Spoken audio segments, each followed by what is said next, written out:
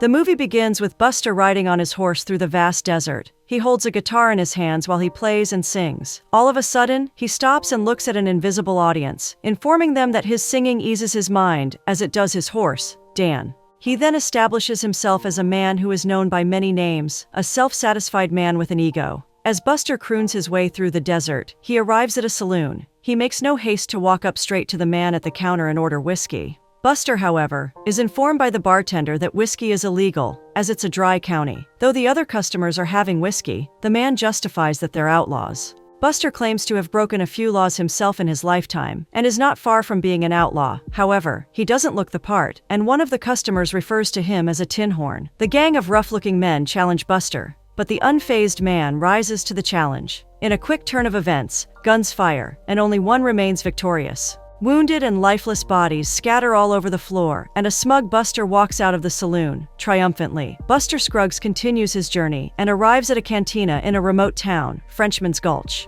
A town the old cowboy claims to be new to him.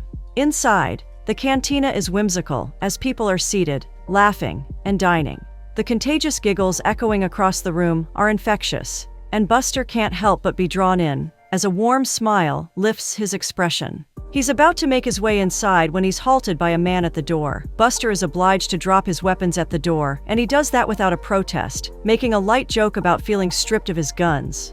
Buster, with his hat on and a slight grin on his face, walks up to a table of men playing poker. He asks to join and fill the empty seat. He's willing to continue from where the other player stopped, but immediately has a change of heart when he sees the cards that were left over. It is now too late to quit, as the men instruct Buster that once you seize the card, there's no going back. You have to play. The trouble just keeps coming for Buster as this man who insists on him playing now has a gun pointed directly on Buster's face. Again, Buster is unfazed by the threat of a gun. He suggests to the fellow in front of him to kindly return his weapon, as sneaking it in is a violation of policy in the first place. The man in front of him is not willing to comply, and just as he cocks his gun and is about to fire, Buster swiftly raises his leg and loudly stomps his foot on the table. The force of the impact dislodges the already loose plank, which hits the man right under his wrist and takes the gun across his face. The force of the wood causes him to involuntarily pull the trigger, and so the gun fires, and he accidentally shoots himself in the head multiple times, and then he falls to the ground. The gagged crowd stares in astonishment, and just then, quite randomly, the witty man begins to sing. He sings about the demise of Joe, and the crowd enthusiastically joins him, unapologetically singing about the demise of Joe, who is lying unconscious on the ground. Amidst the raucous singing, Joe's brother bursts onto the scene, his eyes widening in horror as he discovers his brother's lifeless body on the floor, covered in blood and gunpowder. Enraged, he confronts Buster, challenging him to a duel.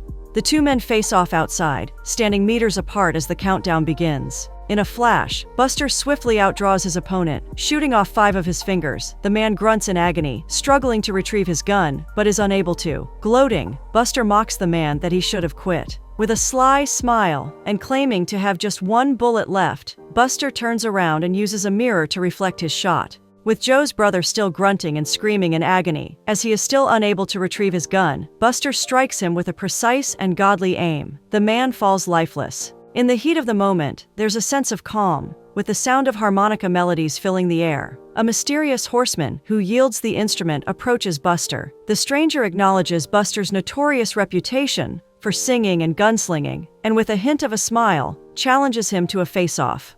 Buster, ever the enthusiast for a duel, accepts with delight, but this time, his usual slickness and quick reflexes fail him. Without warning, a deafening gunshot rings out, and a bullet pierces his hat, leaving a bloody hole and a wound on his forehead. Stunned, Buster grasps his mirror, beholding his gunshot wound. This one he doesn't see coming, and just like that, he falls, crumpled on the ground. Buster's spirit rises from his body, wings appear, and he plays a gentle melody on his guitar. He sings a farewell ballad as he floats upwards. The mysterious horseman rides away, while Buster's spirit disappears into the sky. The mighty cowboy's reign comes to an abrupt and tragic end. The next chapter begins with a bank robber who plans to rob a lone bank in a desolate area. The robber confidently walks in, thinking the bank is an easy target because it's guarded by a quirky banker who talks incessantly and irritates the robber. The robber then points his gun at the banker and demands money. In surrender, the banker raises his hands and pleads for the robber to allow him to get the money from under the counter. Suddenly, there are loud gunshots as the old man shoots from under the counter, aiming for the robber's legs but misses. The robber jumps over the counter, but the banker is nowhere to be found. The robber's priority is to grab as much cash as he can and stuff it into a sack. He spots a door and dashes out, but the wind blows the money out of the sack as he runs.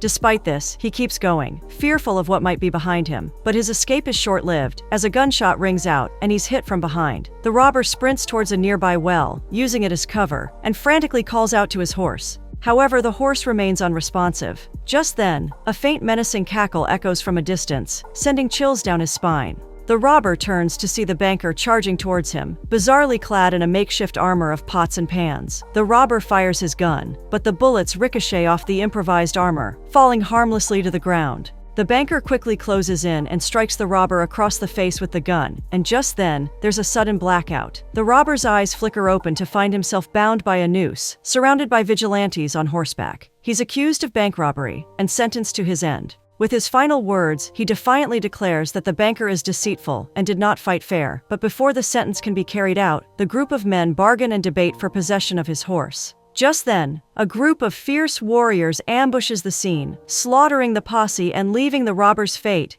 in the balance. Amid all the chaos and commotion, one of the warriors approaches the robber. Uncertain about his plans, the robber wears a disturbed look on his face. However, the warrior just screams and leaves with his horse. There's a sense of calm as all the warriors exit on their horses, leaving the bodies of the group of men they took out randomly. The robber is now left alone, still tied neck and arms, without help. As time passes, the horse begins to eat grass on the floor, and so it begins to move, tightening the noose around the robber's neck. Tension and desperation fill the air as the robber is choking. Just in time, he sees a cattle herder from afar and begins to scream for help. The cattle herder approaches and takes out his gun to shoot off the rope, setting him free. After, they ride together as they chat quietly. Suddenly, they see another posse approaching. The cattleman immediately makes a run for it, but the robber, confused, just sits there and observes the scene. Eventually, he's caught and accused of cattle rustling without the slightest chance to defend himself, and once again he is sentenced to his end by. This time around, though, he has company as he's being alongside other men. As he stands on the scaffold, he spots a beautiful woman in the crowd. In that whimsical moment, he smiles and compliments her beauty just before the trap door opens.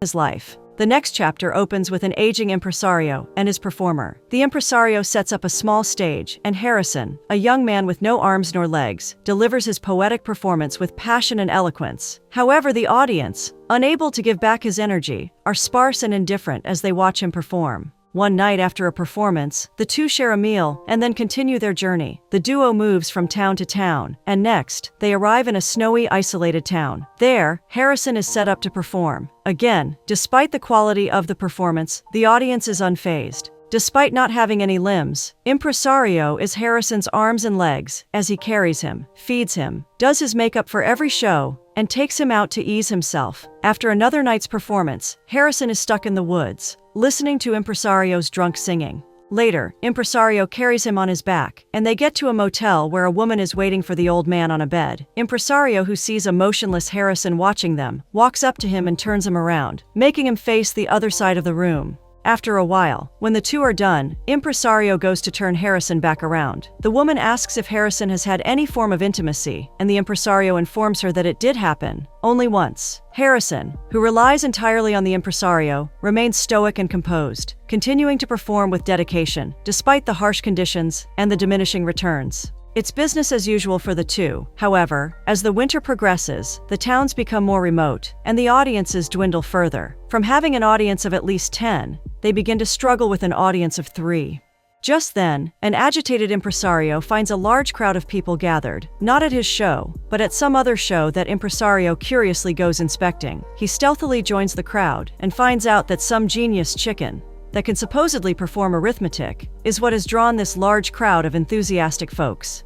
Impresario, in desperate need to make more money than Harrison can offer, makes no haste to buy the chicken from its owner and feeds it with grains in front of Harrison. Harrison just stares in despair. Next thing, impresario rides them to a remote bridge over a frozen river. Harrison, filled with dread, just watches Impresario from inside the wagon. His eyes show how he knows full and well what's going to go down next. Impresario stands across a river, looking down at it. Then, he picks up a rock and throws it into the river, watching it sink. Next, without a word, he walks back to the wagon, approaching a motionless Harrison. The scene goes black. Moments later, we see the older man drive away with his chicken, emotionless. No Harrison in sight. The next chapter unfolds to a serene, picturesque valley, with vibrant weather, full of sunshine, butterflies, and animals simply living. The sound of a man singing interrupts a deer from drinking water, and its natural reflex is to run. Just then, an old prospector arrives with his donkey. The old man, singing and talking to himself, begins his meticulous search for gold, methodically panning the river and digging test holes. The next day, in a quest for survival, the man goes to steal eggs from an owl. He empties the whole nest, but then realizes he was being watched by the bird all along. He slowly returns the eggs, however, makes away with one, which is all he has to eat with a small fish. The prospector continues his relentless and dedicated search for gold, every day, repeating the same futile routine. Just when it seems like the hunt might be unfruitful, while digging deep into the vein one day, he finds some tiny chunks of gold. He keeps digging with optimism, and then he finds bigger chunks, and then a rich gold vein. In that moment of satisfaction and elation, the old man dubs the old vein Mr. Pocket, a sense of triumph as he realizes that his hard work did pay off.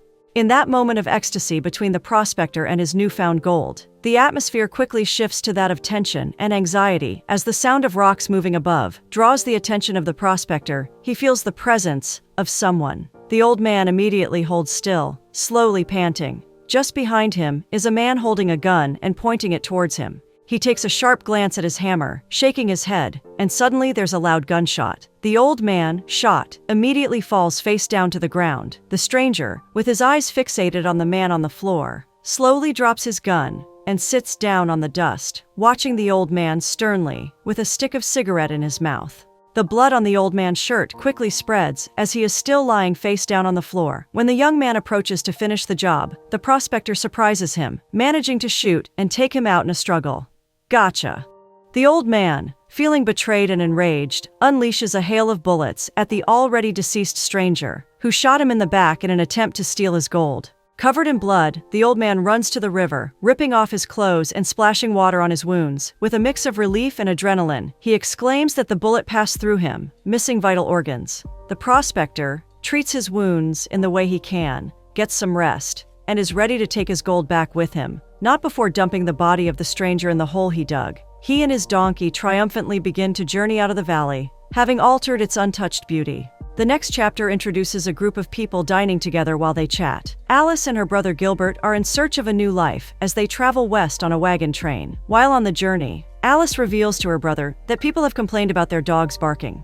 Gilbert is concerned as to why they complained to her instead of him. He always thought people just assumed President Pierce was his dog. He also reassures Alice that the dog is just going through a phase of nervousness and excitement. Thus, its incessant barking. At night, when everyone is fast asleep, Alice is awakened by the sound of someone's loud coughing. She goes to inquire about the cause of the unsettling noise and finds her brother, Gilbert. The next day, he mysteriously passes away from cholera.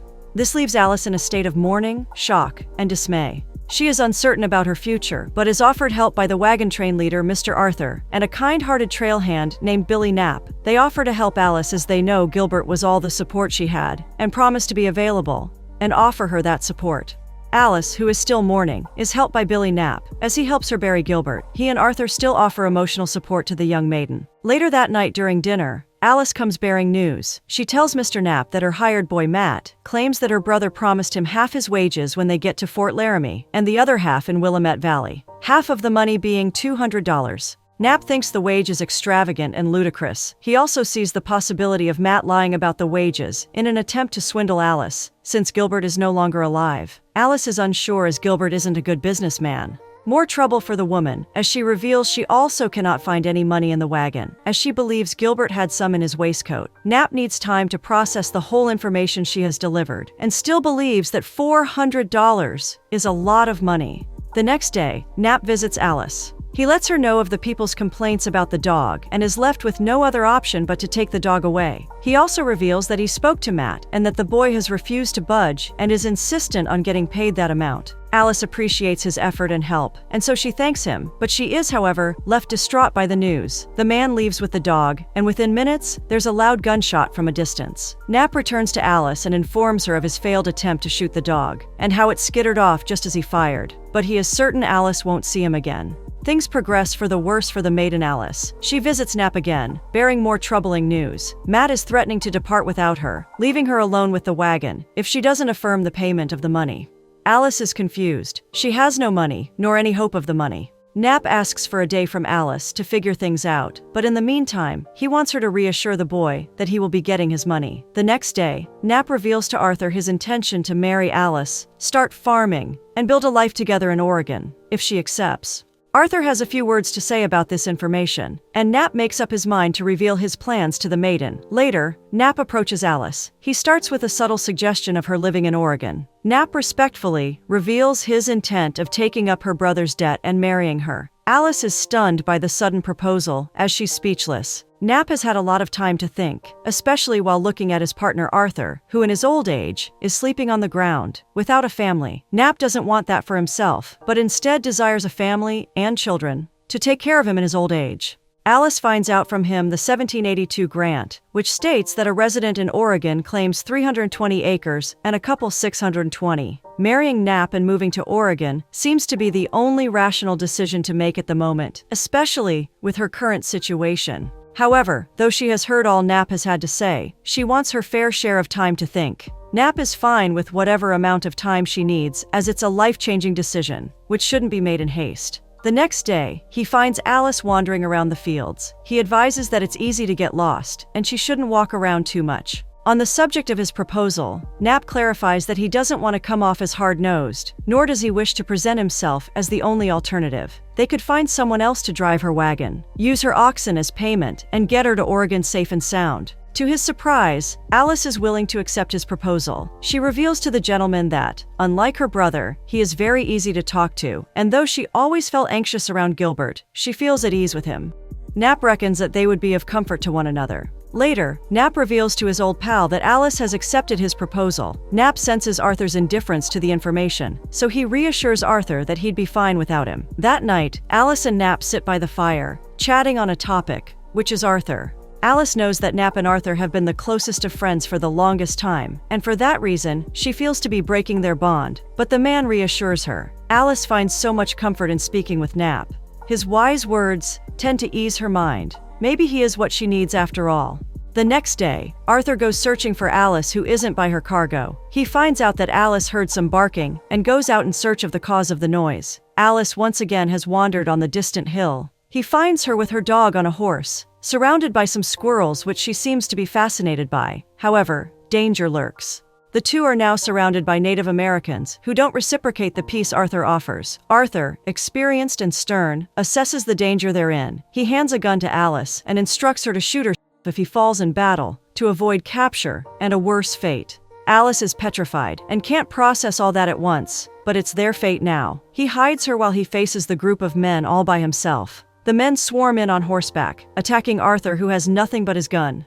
Bullets fly as Arthur takes on the men, shooting at them as they shoot back. Just then, catching Mr. Arthur off guard, one of the men swipes an axe on Mr. Arthur's forehead. However, Mr. Arthur is quick to react and shoots the man before he gets the chance to attack again. In a tragic miscommunication, Alice mistakenly believes Mr. Arthur has been taken out. Remembering his instructions to take her if anything happens to him, she does as she was instructed. When Mr. Arthur returns victorious, he is devastated to find Alice passed away. He covers her up with his jacket and makes his way back to their camp, with the dog President Pierce on his side. Struck with this wave of tragedy, Arthur is more perplexed by the burden of breaking the news to Billy Knapp.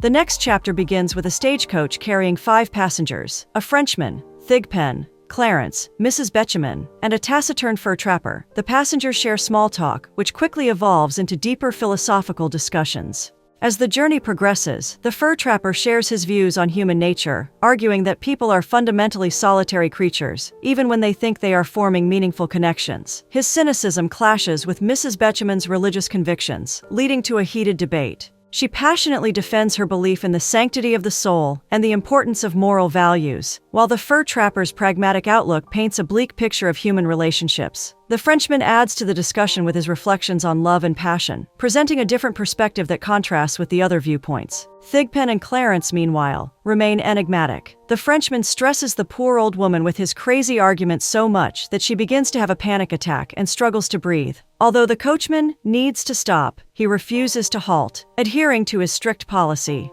Fortunately, the woman recovers, and the journey continues uninterrupted. As the journey progresses, Thigpen and Clarence reveal that they're bounty hunters, transporting the body of their latest quarry, which lies on the roof of the stagecoach. Thigpen and Clarence continue to unsettle the other passengers, with their gothic stories, cryptic remarks, and glares. Eventually, the two men reach their destination. It's nightfall, and the stagecoach stops at a remote hotel, the Motel Baedeker. Thigpen and Clarence carry the body inside, revealing that their passenger is indeed a corpse. The atmosphere grows increasingly eerie as the remaining passengers hesitate to leave the stagecoach. But how long could they hesitate for? The coachman remains still, adding to the sense of foreboding. The remaining passengers reluctantly step out and follow the bounty hunters into the hotel. As they make their way inside, the Frenchman stands by the door, watching the coachman, a silent figure who never reveals his face, drive away into the night. Then, with a sigh, he puts his hat on and makes his way into the hotel, shutting the door behind him as if sealing his fate.